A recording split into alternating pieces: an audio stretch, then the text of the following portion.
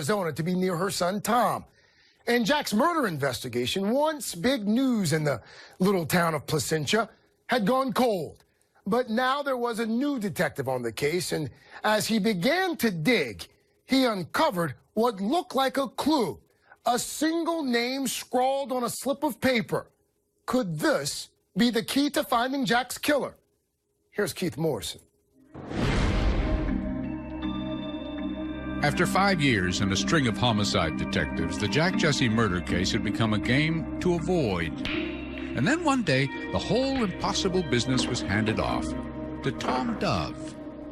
I can't tell you how many times that I thought, just move on, give up, move on. There was no hope of any new evidence, of course, like fingerprints or DNA. There was just the infuriating puzzle, which had become more difficult with each passing year.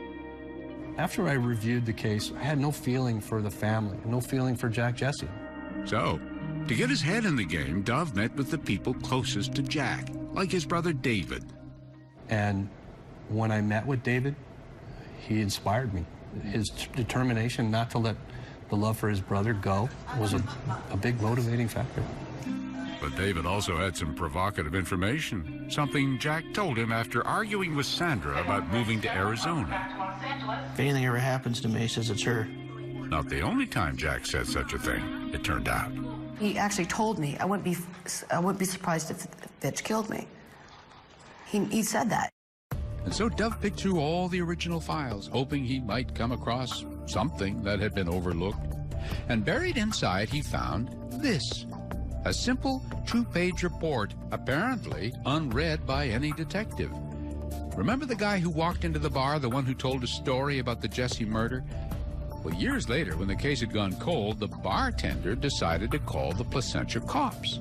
An officer took the call, typed up the report, and stuck it away in the file, where it sat unseen until Tom Dove came along.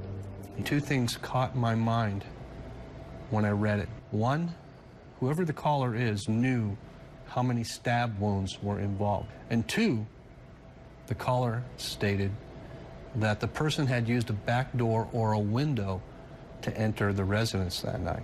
That was significant in that this person had specific details unknown to the general public about the murder of Jack Jesse. Most of the tipster's information was frustratingly vague, like a riddle, yet another game to be played. There were 2 killers, though he gave no names. One had a knife, the other had the getaway car. Both worked at a big box department store. The man who told the story in the bar that day had been the driver of the car, and with the blood money, he'd bought a truck and a Sea-Doo. But on the question of who was behind the plot, that's when the story named names. 2 of them. They were Sandra's son, Tom, the mama's boy Jack raised as his own, under the direction of the mastermind herself, Jack's wife, Sandra. So, with that new perspective on the case, Dove revisited Sandra's old interview, the hours of mostly useless chatter. How many times did you listen to that interview? At least 10 times. And then it jumped out at him. Right about here on the tape, Sandra is going through slips of paper in her day planner. She looks at one and says, "This is my son's friend. Listen to it again. This is my son's friend. This is my son's friend. One phrase in hours of material, but it got Dove's mind racing. If the bartender was right that the killers were friends of Sandra's son, could that slip of paper hold the key to the case?